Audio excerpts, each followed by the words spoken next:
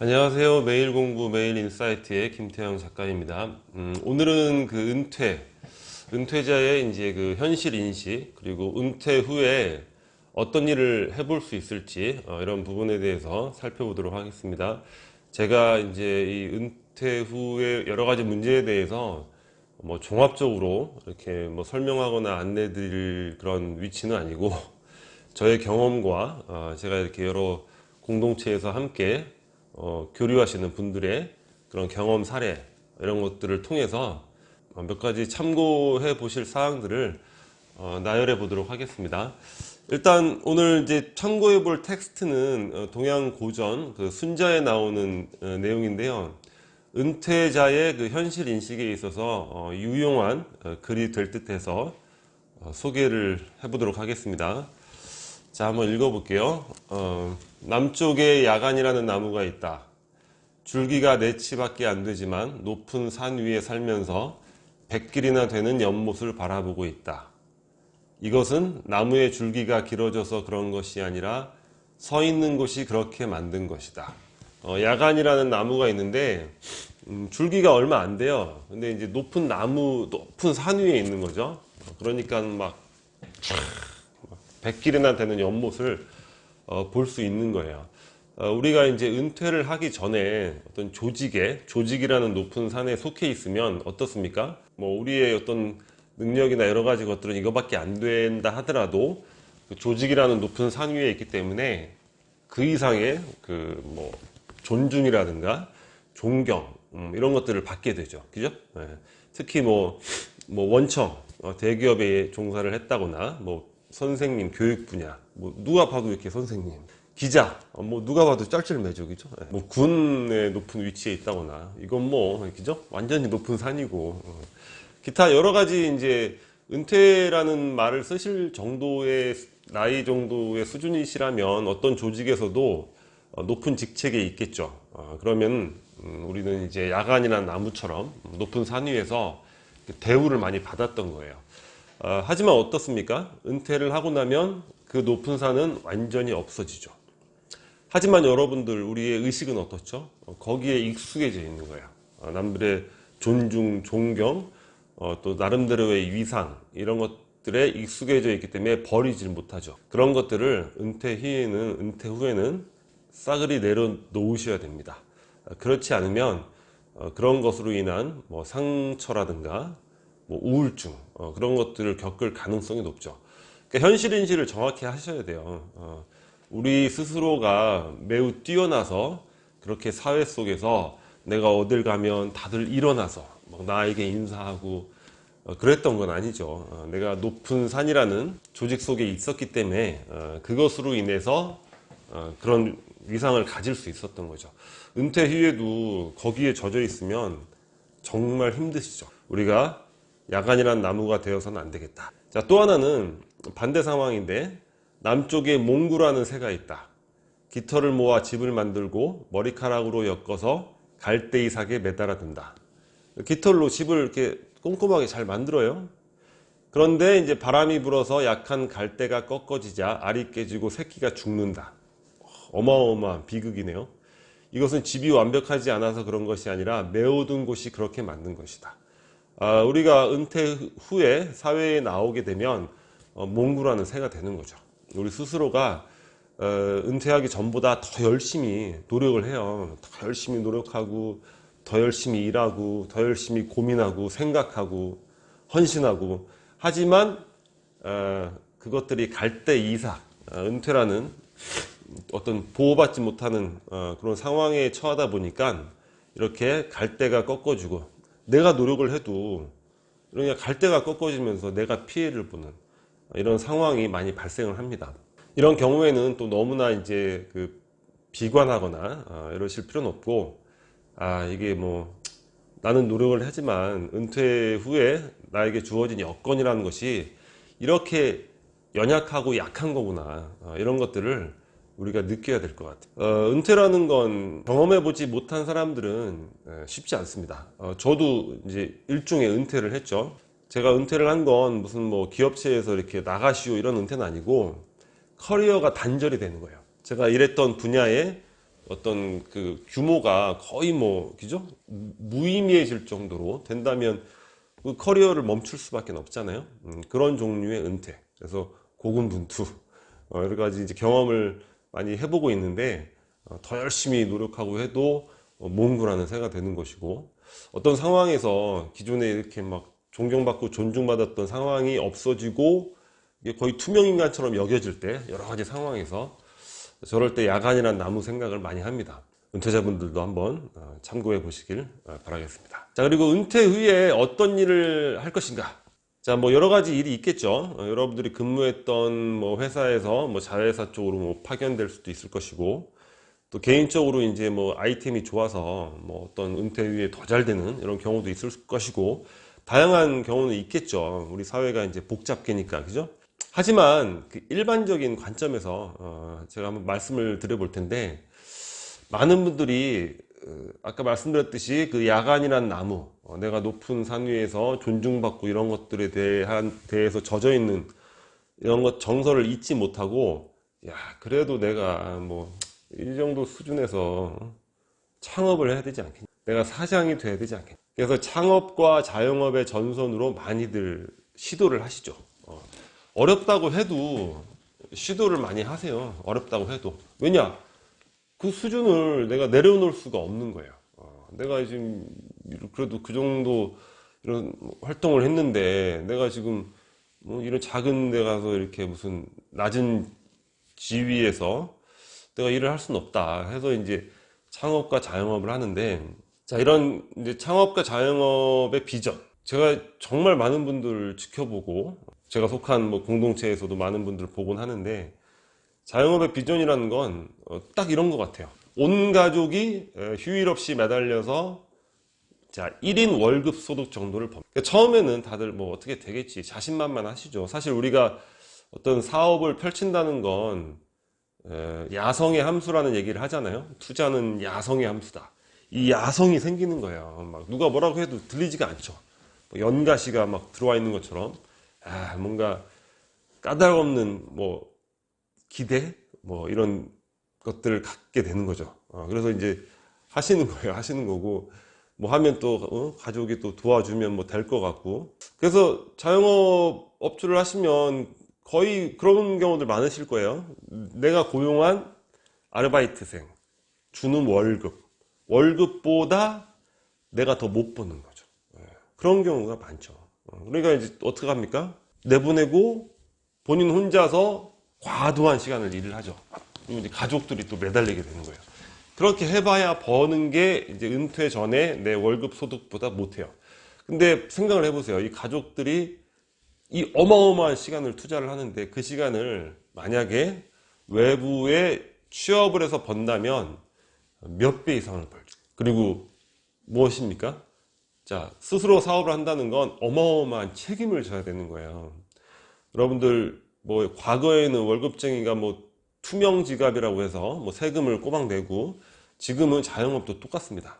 다 카드 매출이기 때문에 다 투명 지갑이에요. 여러분들이 생각한 이상으로 어마어마한 세금이 나오게 됩니다.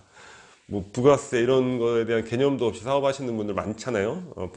부가세라는 건 어차피 받은 돈 그대로 세금 내는 건데, 그것까지 수입으로 생각하면서 이렇게 있다가 나중에 뭐 부가세 내려고 그러면 그것조차도 감당 못하는 경우도 많아요. 그래서 순식간에 억대 날리는 건 뭐 기본이다. 여러분들이 일반적으로는 이렇게 보셔야 돼요. 물론 뭐 탄탄한 뭐 프랜차이즈 뭐 이런 거 해서 잘 되는 경우도 있겠지만, 프랜차이즈 투자해서 안 되는 경우에는 상당히 높은 금액의 억대를 날리는 거고, 아주 조그마한 골목 상권에 뭐 자영업을 한다 하더라도 1억 정도는 순식간에 날릴 수 있는. 그래서 여러분들이 아주 이렇게 특출한 어떤 능력, 어떤 분야에 그런 것들이 있지 않는 한은 자영업은 안 하시는 게 좋지 않을까, 이렇게 생각을 합니다. 그리고 이제 재취업이에요. 예전에 어떤 우리 모임에서 어떤 분이 말씀을 하시는데, 남편이 뭐 대기업에 다니신 거죠. 연말이면 보너스만 막 몇천만 원 이렇게 갖고 오고 그랬는데, 이렇게 회사에서 나오게 되신 거죠. 월급이 뭐 140만 원, 110만 원으로 시작하셨나? 또 140만 원으로 시작하셨나? 까마득한 거예요. 이게 도대체 웬 말이냐? 연말 보너스로 몇 천만 원씩 받고 그랬는데 월급을 140 받을 처지가 된 거죠. 근데 그분이 정말 인상적이었던 게 그런 말씀을 하시더라고요. 그 사모님께서 까마득했지만 사라지더군요. 그러면서 나름대로 이제 그분은 뭐 어떤 종교라는 공동체 활동을 건전하게 열심히 하셨는데 뭐 그런 활동 열심히 하시면서 내면의 행복을 추구하시고 더욱더 이제 뭐 정신적으로 풍요로운, 그러니까 그걸 가지고 맨 남편하고 막 이거 돈으로 무슨 생활이냐, 당신 뭐란 말이냐, 뭐 이런 게 됐다면 이게 뭐 모든 것이 망가지는 거죠. 하지만 우리에게 주어진 현실을 잘 받아들이고 그 안에서 소비하고 그러면서 더욱더 내면적으로 행복해지고 풍요로워지는. 그리고 이제 꾸준히 또 성실하게 그분이 이제 직장 생활 하시니까 뭐 금방 또 한 200만 원 정도 되시고 뭐 더 행복해지시고 그랬다고 하시더라고요.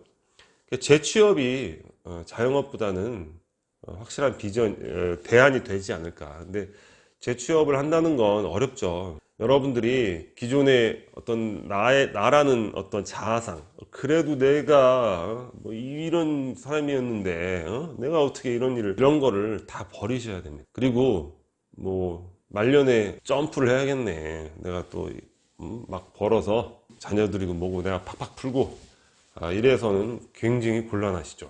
이런 것들을 다 내려놓으셔야 돼요.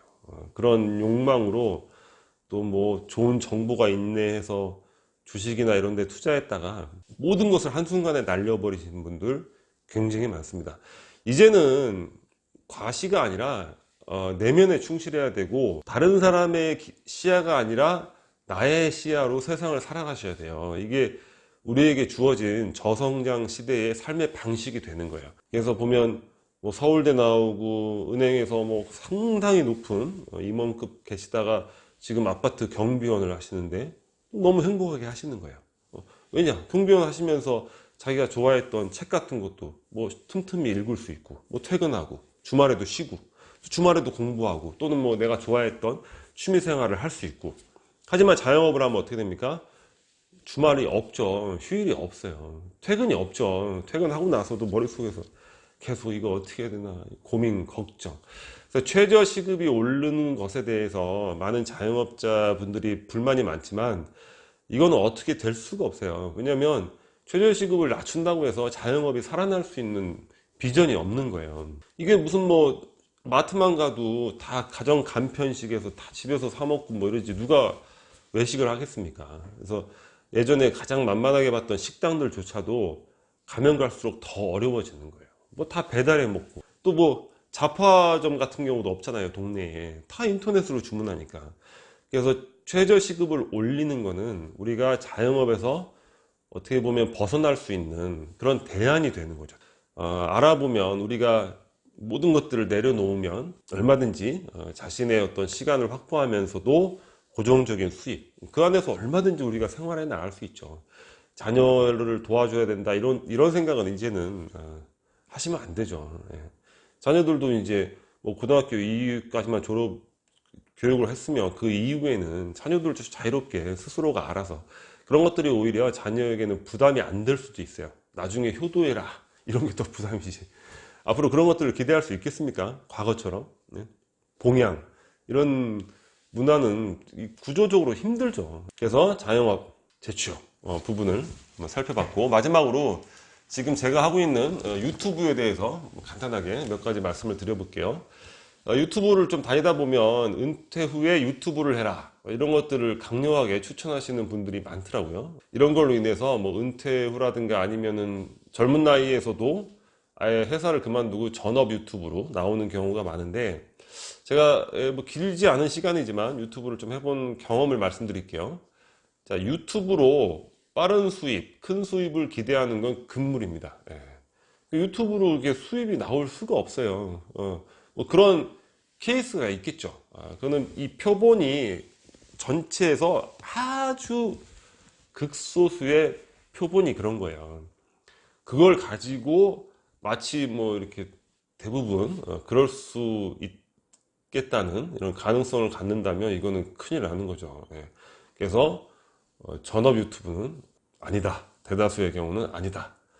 근데 유튜브 자체를 하시는 건 굉장히 좋은 것 같아요. 저는 유튜브를 지금 한 지가 한 뭐 두세 달 됐는지 모르겠는데 굉장히 즐겁습니다. 왜냐면 제가 이제까지 지내오면서 이렇게 뭐 좀 정리했던 지식들, 이런 것들을 이렇게 한 번씩 유튜브를 통해서 다시 한번 정리해 보는 것도 굉장히 의미가 있는 것 같아요. 뭐 읽었던 책을 한번 방송을 하기 위해서 다시 한번 살펴보면서 몰랐던 의미도 되새기게 되고, 그래서 자아개발에도 되게 좋고 관계 연결에도 좋은 것 같아요. 저는 구독자가 몇 명 안 되는데 거의 대부분 지인이죠, 지인. 근데 이 지인분들과의 이런 관계 연결도 의미가 있어요. 근데 이게 이제 앞으로 더 나아가 조금씩 나아가게 되면 새로운 관계 연결도 많이 되겠죠. 이걸 통해서 뭐 그런 것들도 너무 뭐 친구들도 야 뭐 못 보고 지낸 지 오래됐는데 방송으로라도 보게 되니까 반갑다 뭐 이런 것도 좋은 거고. 그래서 행복의 도구, 발전의 도구로서의 유튜브 이런 것들이 이제 의미가 있고, 이렇게 해서 수년간 뭐 스스로의 즐거움으로 하다 보면 뭐 약간의 수입이, 그래도 다른 플랫폼하고 다르게 유튜브는 굉장히 많은 수익을 배분해 주잖아요. 물론 그 수익 배분의 기준까지 가는 것도 굉장히 어려운 거예요. 굉장히 어려운 거지만 아주 이걸 큰 기대를 갖고 했다가는 거의 뭐 어마어마한 좌절감에 휩싸일 거예요. 저도 그랬어요. 처음에는 야 이거 뭐 하면 뭐 금방 뭐 다 되나 보지 했는데 뭐 거의 구독자가 뭐 거의 변함이 없습니다. 시간이 상당히 오래 걸릴 것 같아요. 근데 하여간 수년간 이렇게 즐기다 보면 지금 조금씩 올라가고 있으니까 약간의 수입은 생길 수 있다. 이 정도 개념으로 우리가 유튜브 비즈니스를 이해하는 게 좋겠다. 이렇게 이해를 해야지 뭐 잘 되면 더 좋겠지만, 이걸 큰 기대를 하고 했다가는 절대 이건 지속할 수 없는, 그리고 이걸 위해서 뭐 다른 것들을 다 정리하면서 하는 거는 굉장한 무리수가 따른다. 공유하면서 하는 것이다. 이렇게 생각해 보면 되겠습니다. 자, 오늘은 이제 은퇴 후 은퇴자의 현실 인식, 동양고전 순자의 내용을 통해서 살펴봤습니다. 한번 잘 또 숙고해 보시길 바라고요. 은퇴 후에 어떤 일을 할 것인가. 힘들죠. 은퇴하시면 많이 힘듦을 낭떠러지로 떨어지는 이런 느낌. 사회 속에서 나의 의미는 무엇인가. 이런 모든 의미가 사라지는 이런 상실감, 때로는 또 이해받지 못하는, 가족들에게 이해받지 못하는 소외감, 이런 것들이 이제 뭉쳐져서 뭐 우울증으로 발전한 경우도 많은데, 그거는 이제 짧은 시간 안에 극복하시고 모든 것을 내려놓고 자, 작은 수입으로도 내가 재취업으로 만족한 생활을 할 수 있다. 그리고 주어지는 나머지 시간들은 내가 하지 못했던 취미 이런 것들로, 재취업을 해도 일하는 시간을 조금 적게 잡으시는 게 좋겠죠, 그죠? 재취업이라는 게 이렇게 해서 내면의 풍요로움 이런 걸로써 행복을 추구해야 한다는 게 우리 은퇴자의 삶이 아닐까, 그리고 앞으로의 100세 시대의 삶이 아닐까, 이렇게 생각을 합니다. 앞으로도 좋은 영상 많이 준비하도록 하겠습니다. 여기 안경 낀 아이콘이 구독 버튼이거든요. 구독 버튼 눌러주시면 감사하겠습니다. 오늘 방송 마치겠습니다.